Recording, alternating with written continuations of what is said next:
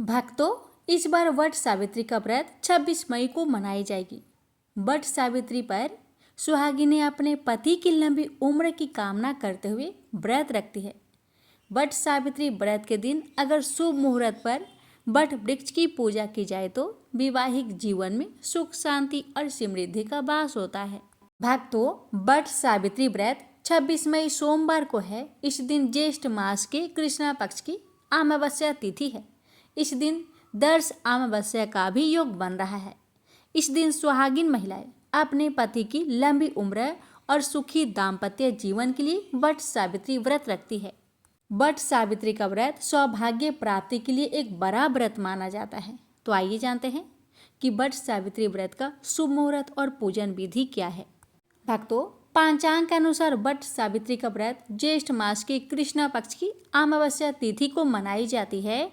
इस बार अमावस्या तिथि की शुरुआत 26 मई को दोपहर 12:11 पर शुरू होगी और इसका समापन 27 मई को सुबह 8:31 पर होगा। उदया तिथि के अनुसार वट सावित्री व्रत इस बार 26 मई को ही रखा जाएगा। जानते हैं वट सावित्री व्रत की पूजन विधि।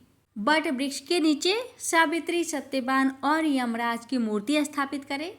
आप चाहे तो इनकी पूजा मानसिक रूप से भी कर सकते हैं। वट वृक्ष की जड़ में जल डालें, फूल, धूप और मिठाई से पूजा करें। कच्चा सूत लेकर वट वृक्ष की परिक्रमा करते जाए, सूत तने में लपेटते जाए। उसके बाद 7 बार परिक्रमा करें। हाथ में भीगा चना लेकर सावित्री, सत्यवान की कथा सुने। फिर भीगा चना, कुछ धन और वस्त्र आदि सास को देकर उनका आशीर्वाद ले। वट वृक्ष की कोपल खाकर उपवास समाप्त करें। भक्तों, क्या आप जानते हैं इस व्रत में क्यों होती है बरगद की पूजा? भक्तों, वट वृक्ष यानी बरगद एक देव वृक्ष माना जाता है।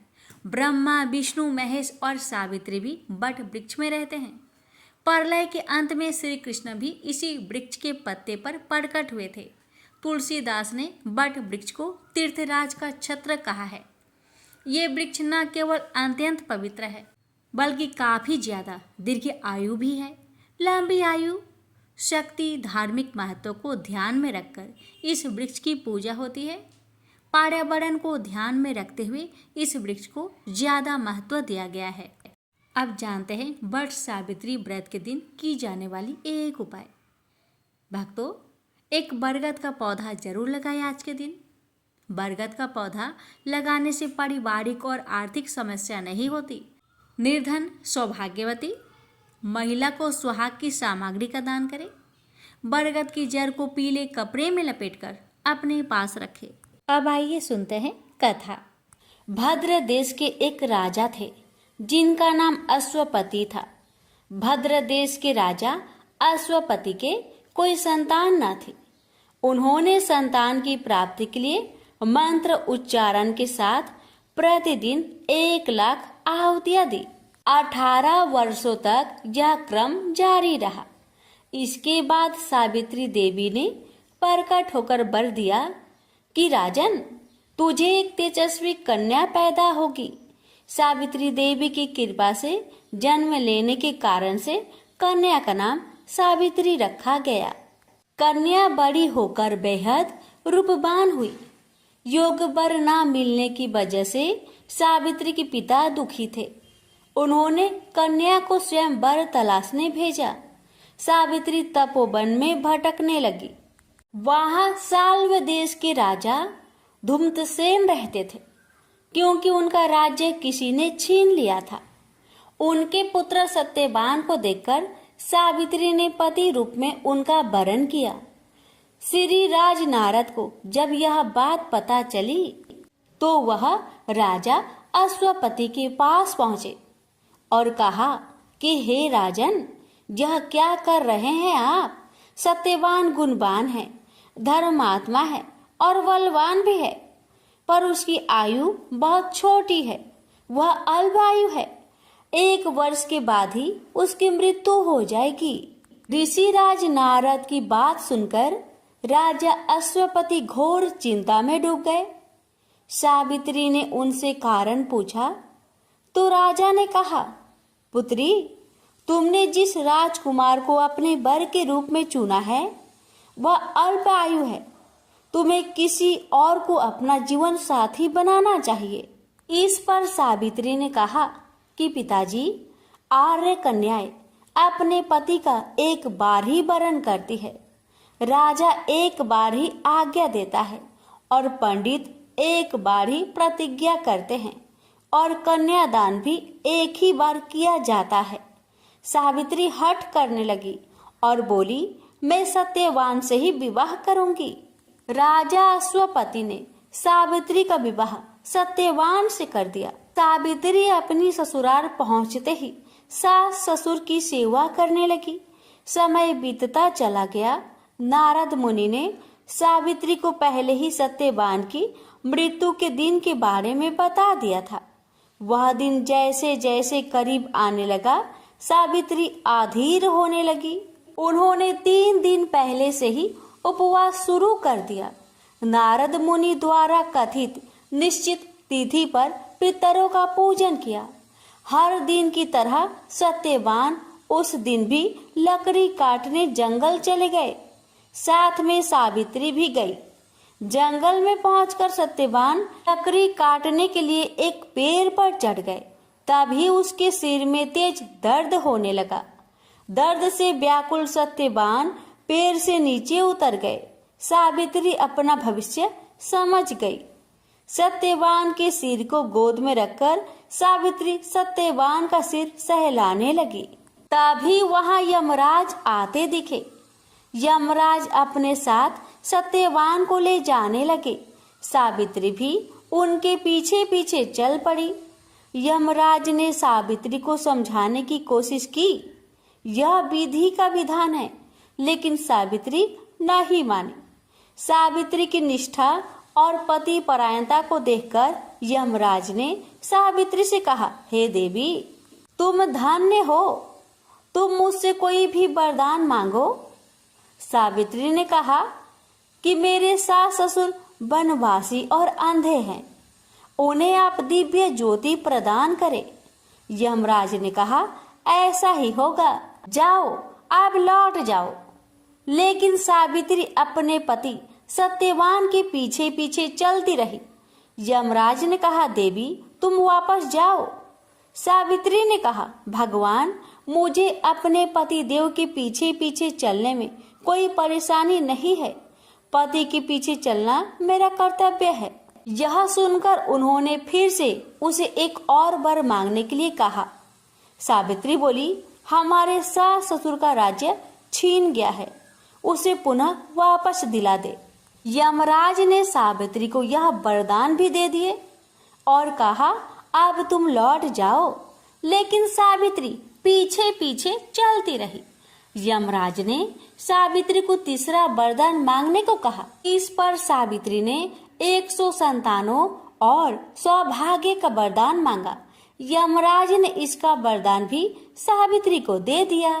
सावित्री ने यमराज से कहा कि हे प्रभु, मैं एक पतिव्रता पत्नी हूँ और आपने मुझे पुत्रवती होने का आशीर्वाद दिया है।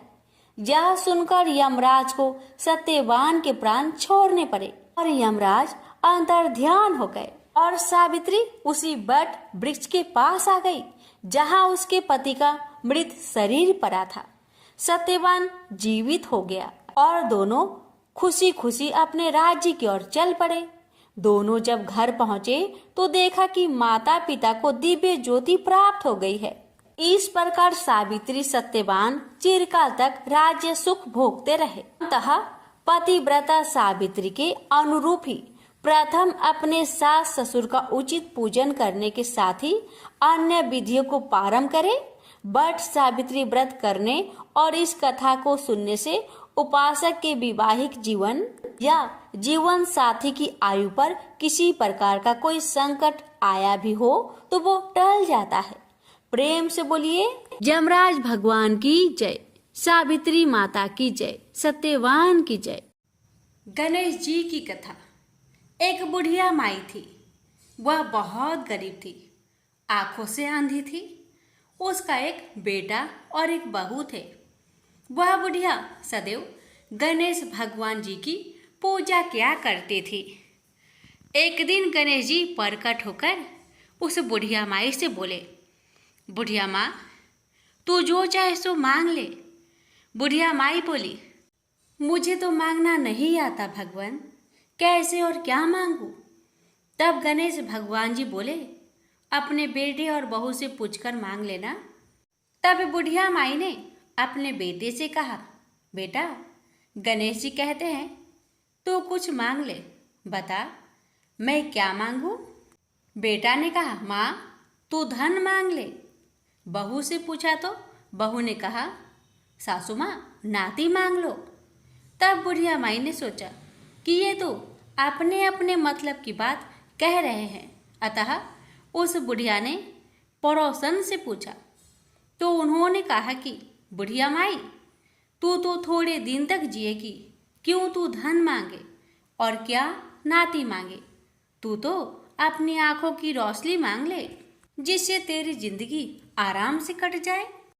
अब बुढ़िया माई काफ़ी सोच विचार के बाद भगवान से बोली, भगवान, यदि आप मुझसे प्रसन्न हैं तो मुझे 9 करोड़ की माया दे, निरोगी काया दे, अमर सुहाग दे, आँखों की रोशनी दे, नाती दे, पोता दे और सब परिवार को सुख दे, अंत में मोक्ष दे।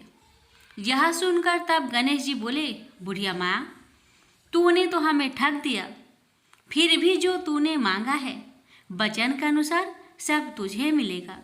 और यह कहकर गणेश जी अंतर्ध्यान हो गए। उधर बुढ़िया माँ ने जो कुछ मांगा वह सब कुछ मिल गया।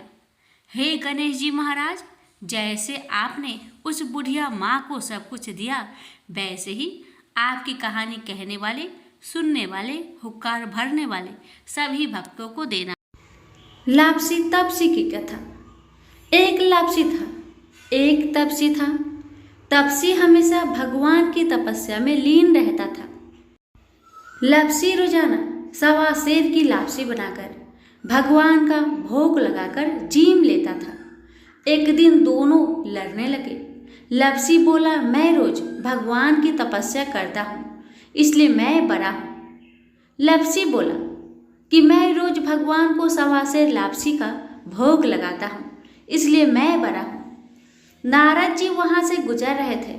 दोनों को लड़ता देखकर उनसे पूछा कि क्यों तुम लड़ रहे हो। लापसी ने खुद को बड़ा होने का कारण बताया और तपसी ने अपना कारण बताया। नारद जी बोले, तुम्हारा फैसला मैं कर दूंगा।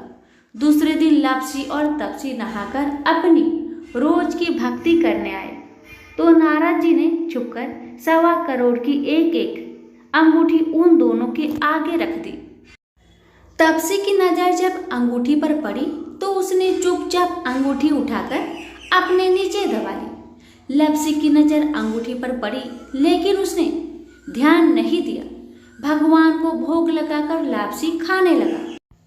नारद जी सामने आए तो दोनों ने पूछा कि कौन बड़ा। तो नारद जी ने तपसी को खड़ा होने को कहा। वो खड़ा हुआ तो उसके नीचे दबी अंगूठी दिखाई पड़ी।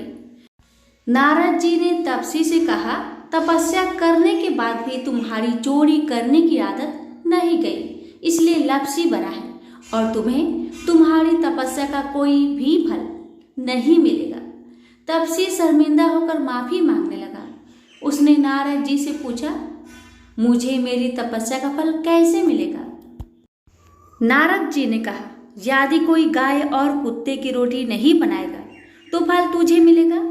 यदि कोई ब्राह्मण को भोजन करवाकर दक्षिणा नहीं देगा तो फल तुझे मिलेगा। यदि कोई साड़ी के साथ ब्लाउज नहीं देगा तो फल तुझे मिलेगा। यदि कोई दिए से दिया जलाएगा तो फल तुझे मिलेगा। यदि कोई सारी कहानी सुने लेकिन तुम्हारी कहानी नहीं सुने तो फल तुझे मिलेगा। उसी दिन से हर व्रत कथा कहानी के साथ लापसी तपसी की कहानी भी सुनी और कही जाती है। प्रेम से बोलिए लक्ष्मी नारायण की जय।